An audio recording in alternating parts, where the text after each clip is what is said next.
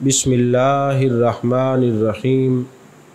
क़ुल इन्ना सलाती व नुसुकी व महयाया व ममाती लिल्लाहि रब्बिल आलमीन। सदक़ल्लाहुल अज़ीम व सदक़ रसूलुहुन नबियुल करीम। इन्नल्लाह व मलाइकतहु युसल्लूना अलन नबी या अय्युहल्लज़ीना आमनु सल्लु अलैहि व सल्लिमू तस्लीमा। अल्लाहुम्मा सल्लि अला सय्यिदिना व मौलाना मुहम्मदिन व अला आलि सय्यिदिना व मौलाना मुहम्मदिन व बारिक व सल्लिम व सल्लि अलैहि। अस्सलातु वस्सलामु अलैका या रसूलल्लाह व अला आलिका व अस्हाबिका या हबीबल्लाह। तमाम तारीफ़ें अल्लाह तबारक व तआला के लिए हैं जो खालिक कायनात भी है, मालिक शश जिहात भी, जो आद भी है, समद भी है, जिसकी शान लम यलिद भी है वलम यूलद भी। ला तदाद हदिया दरूद व सलाम बारगाह सय्यदुल अनाम शफ़ी रहमत वाली उम्मत शाह खूबा जान जाना शहनशाह हसीना सैयद सरवरां सयाह ला मकां ततीमा दौरां सरख़ैल ज़ोहरा जमाला राजदान माओहा शाहिद मातगा साहिब अलम नशराह मासूम आमिना अहमद मुज्तबा हज़रत मुहम्मद मुस्तफ़ा सल्लल्लाहु अलैहि वालिहि वसाबिहि व बारक वसल्लम की दरबार नाज में अपनी अक़ीदतों, इरादतों, मोहब्बतों का खिराज पेश करने के बाद अज़ीज़ान मोहतरम, सोशल मीडिया पर एक बहस चली हुई है कि भैंस की कुर्बानी और कट्टे की कुर्बानी जायज़ है या नहीं है। कुछ लोग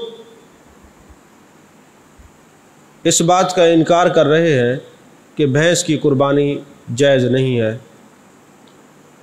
उन्हीं के मसलक के, उन्हीं के मकातब फ़िक्र के जय्यद उलमा ने भैंस की कुर्बानी को भी जायज़ कहा है। बहरहाल जिसका जो नज़रिया है उसको अपना नज़रिया मुबारक।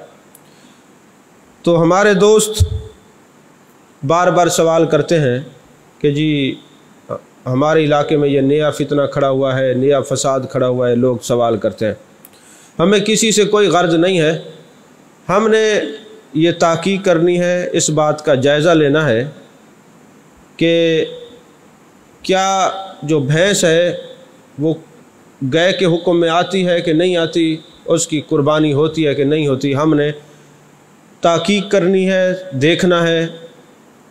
अब चूँकि हमने जितने स्टडी की है, मुताला किया है, अगर उस पर गुफ्तगू करें तो 3-4 घंटे दरकार है, लेकिन मुख्तसर वक्त में, ताकि हमारे लोग जब कुर्बानी करें तो वो शकूक व शुबात का शिकार न हों, उनको ये पता हो कि हमने जो कुर्बानी की है बिल्कुल दुरुस्त है, भैंस की कुर्बानी जायज़ है, करनी चाहिए, इसका हुक्म गाय का हुक्म है।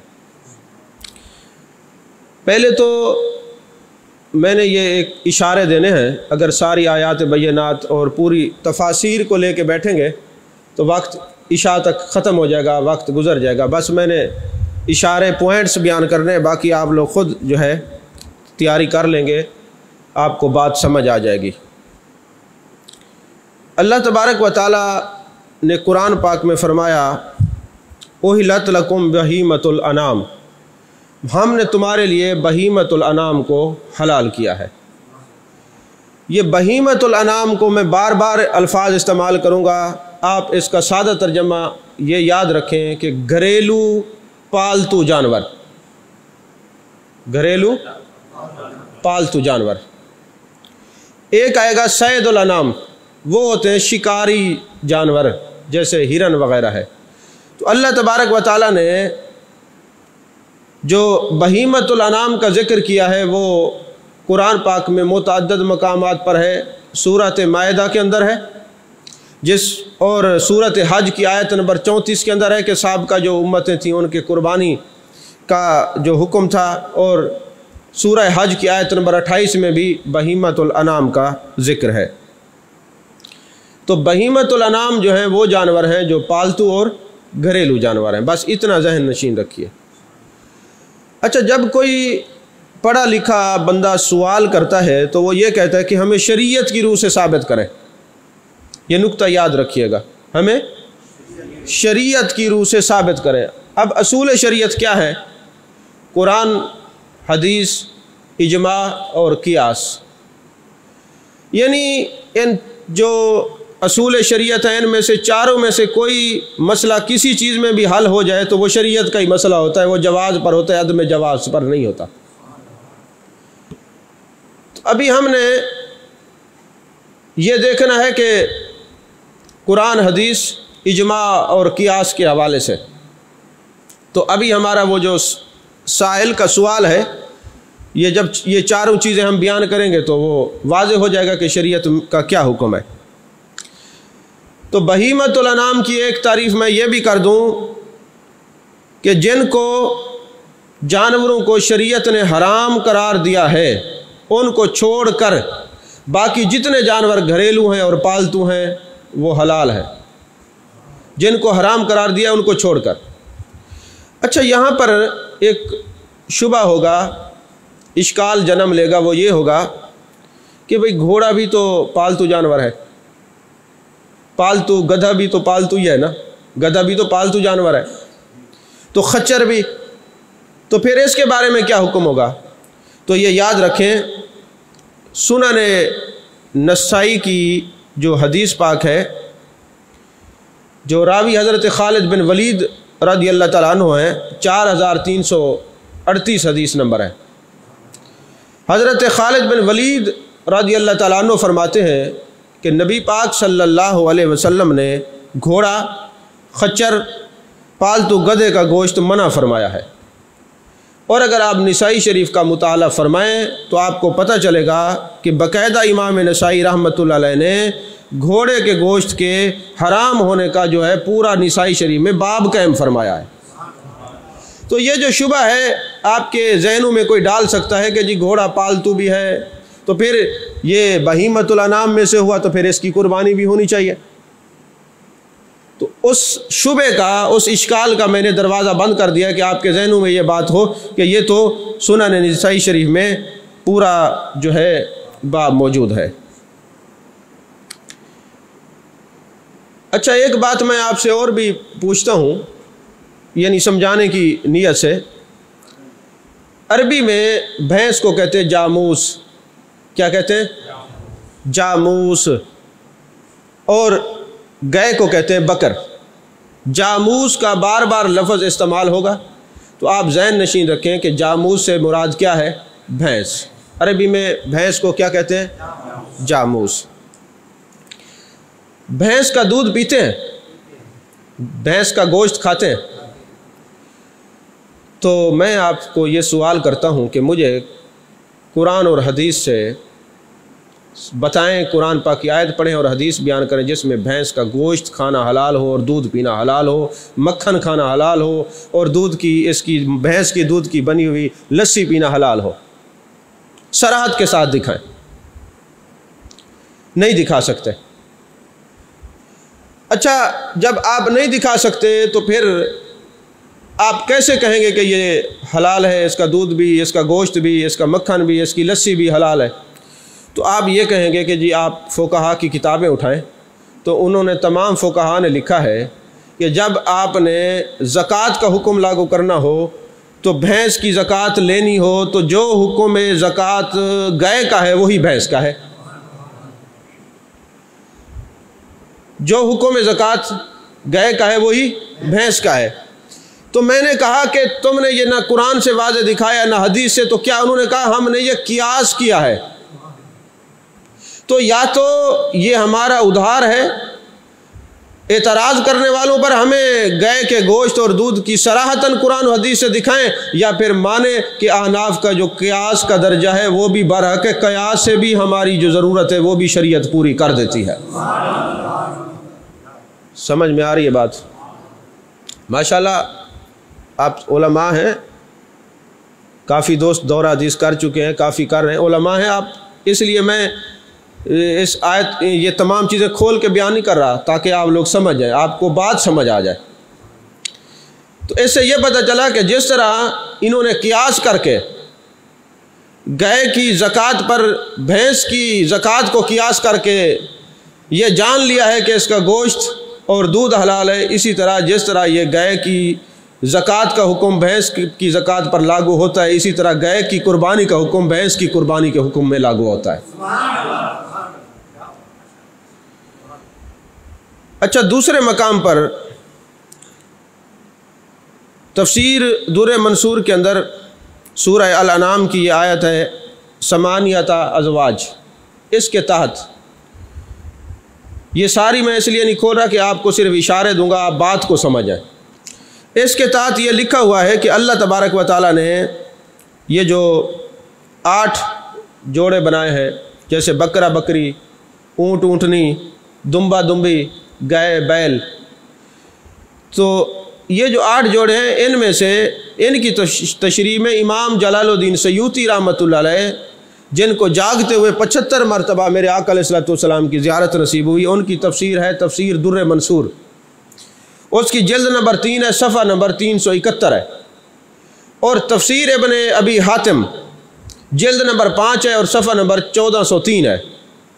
اس میں لکھتے ہیں کہ حضرت لیث بن ابی سلیم سے روایت ہے کہ نبی کریم صلی اللہ علیہ وسلم، حضرت لیث بن ابی سلیم فرماتے ہیں کہ بھینس اور بختی اونٹ کا جو حکم ہے وہ 8 ازواج میں شامل ہے،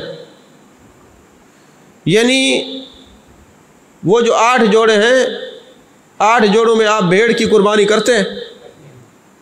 ان 8 جوڑوں میں بھیڑ کا ذکر تو نہیں ہے، تو کیسے آپ بھیڑ کو لے آئے؟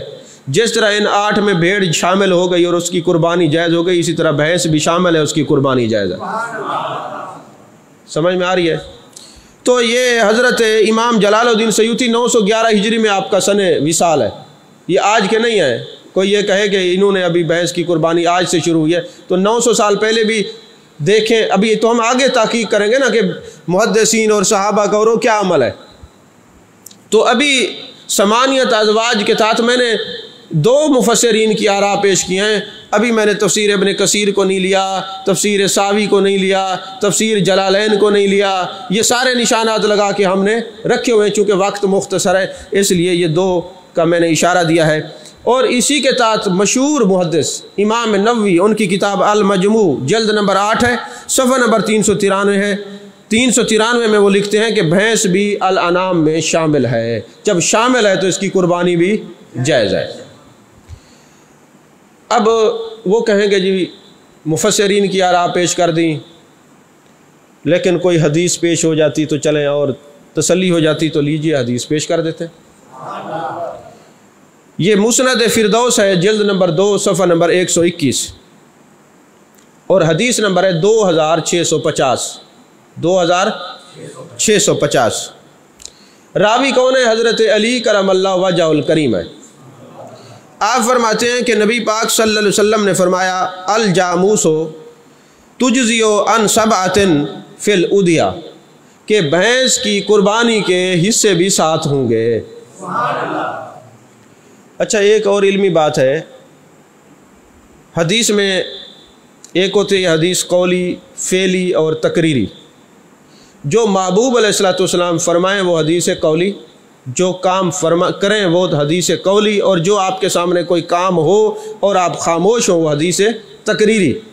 تو علماء اس بات کو جانتے ہیں کہ اس حدیث کا اطلاق کس کس پر ہوگا، کہ اگر کوئی بندہ حدیث پر یہ دیکھنا چاہے کہ کون کون سی یہ حدیث کا اطلاق کس پر ہوتا ہے، سب سے پہلے محبوب علیہ الصلوۃ والسلام کا قول، فعل، تقریر، یہ بھی حدیث، صحابی کا قول، فعل اور تقریر، یہ بھی حدیث، تابعی کا قول، فعل اور تقریر، یہ بھی حدیث۔ تو میں آپ سے پوچھتا ہوں، یہ علمی بات ہے ایک، کہ حضرت امام اعظم ابو حنیفہ رحمۃ اللہ علیہ نے جو مسائل مستنبط کیا، حضرت امام اعظم کیا ہیں؟ تابعی ہیں، تو آپ کے قول کی کیا حیثیت ہے؟ تو ان باتوں کو ذہن نشین رکھا کریں، یہ معلوماتی چیزیں ہوتی ہیں۔ تو مسند فردوس حدیث نمبر 2650 جلد نمبر 2 صفحہ نمبر 121، حضرت علی نے فرمایا، میرے آقا کریم صلی اللہ علیہ وسلم ارشاد فرماتے ہیں الجاموس تجزی عن 7 فی الادیہ، کہ جب بھینس کی قربانی ہوگی تو کتنے حصے ہوں گے؟ 7 ہوں گے۔ ویسے تو اتنا ہی کافی تھا، تحقیق اتنا ہی کافی تھی، لیکن پھر بھی آگے چلتے ہیں۔ حضرت خواجہ حسن بصری رحمۃ اللہ علیہ جن کا سن وصال 110 ہجری ہے، اور یہ مصنف ابن ابی شیبہ حدیث نمبر 1848۔ ابن شیبہ حضرت امام بخاری رحمۃ اللہ علیہ کے استاد ہیں، ان کی یہ کتاب ہے مصنف ابن ابی شیبہ۔ حضرت حسن بصری حضرت مولا کائنات حضرت علی کرم اللہ وجہ الکریم کے شاگرد خاص ہیں، ان کو گھٹی بھی آپ نے لگائی تھی۔ تو وہ فرماتے ہیں الجاموس بمنزلۃ البقر، یہ جو بھینس ہے یہ اس کا حکم جو ہے وہ گائے کا حکم ہے۔ اسی طرح اب اجماع کی بات آتی ہے تو ابن منذر ان کی کتاب الاجماع وہ فرماتے ہیں وَأَجْمَعُوا عَلَىٰ أَنَّ حکم الجوامیس سے حکم البقر، کہ جو حکم گائے کا ہے وہی حکم بھینس کا ہے، اور کہتے ہیں یہ صرف یہ نہیں ہے، پوری امت کا اس پر اجماع ہے، اجماع امت ہے۔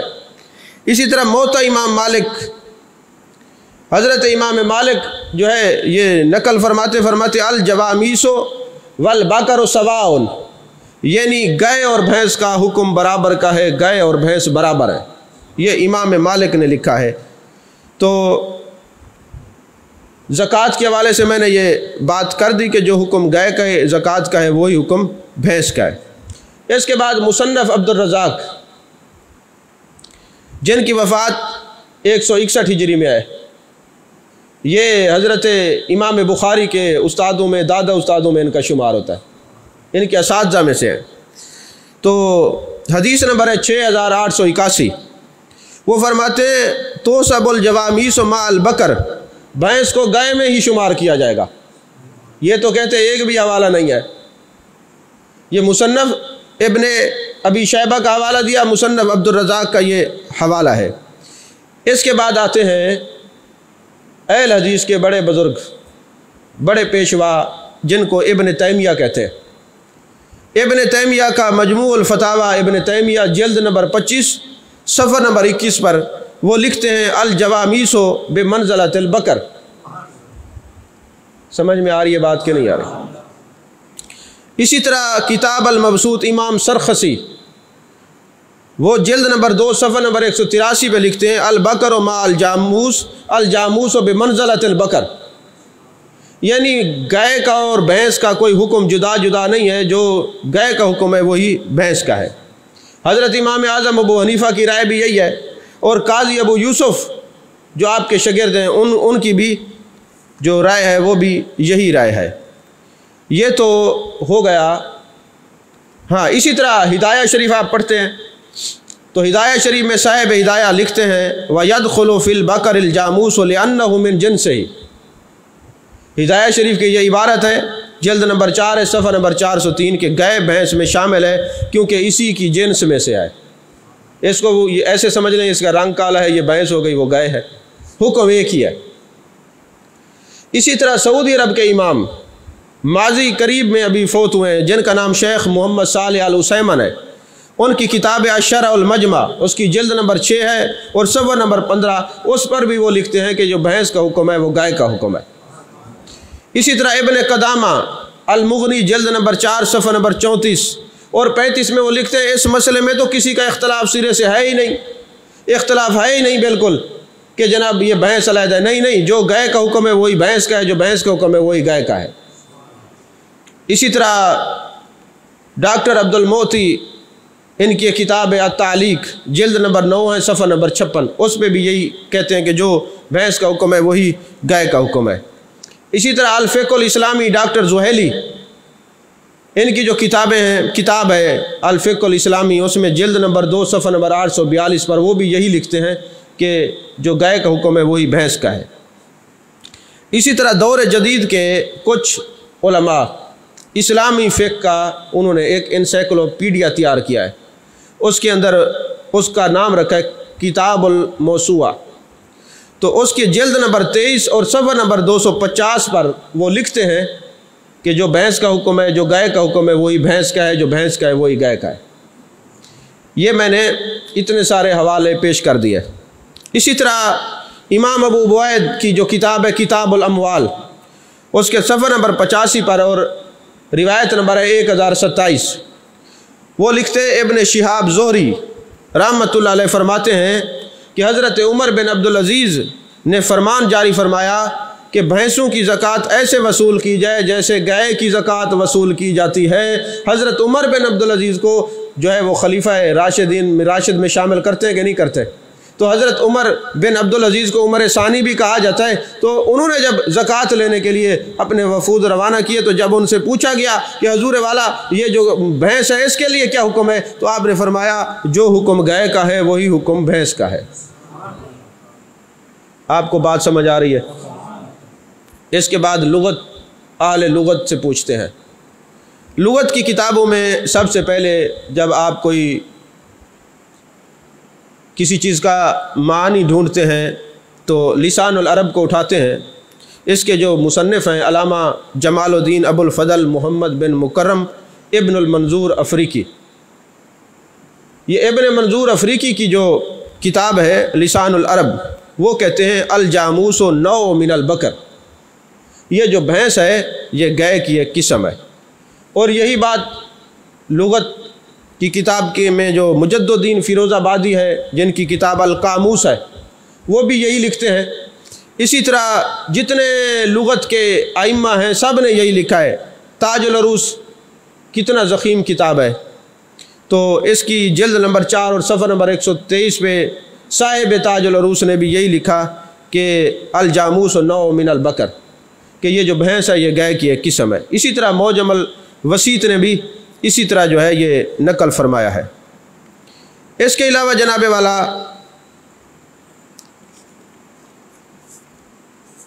آگے چلتے ہیں، قرآن کی جو تفاسیر ہیں اس میں سے بھی ہم نے یہ واضح کیا،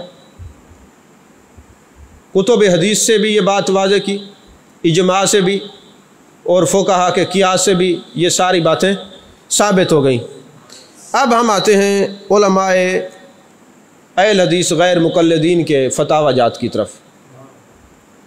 علماء اہل حدیث کا سب سے پہلے فتاوی ثنائیہ قاضی ثناء اللہ امرتسری، اس کی جو فتاوی ہے اس میں ان سے کسی نے پوچھا کہ جی بھینس کا کیا حکم ہے، تو انہوں نے کہا کہ بھینس کا وہی حکم ہے جو گائے کا حکم ہے۔ جلد نمبر 1 ہے، صفحہ نمبر 880 ہے، فتاوی ثنائیہ جلد نمبر 1 اور صفحہ نمبر 880، قاضی ثناء اللہ امرتسری۔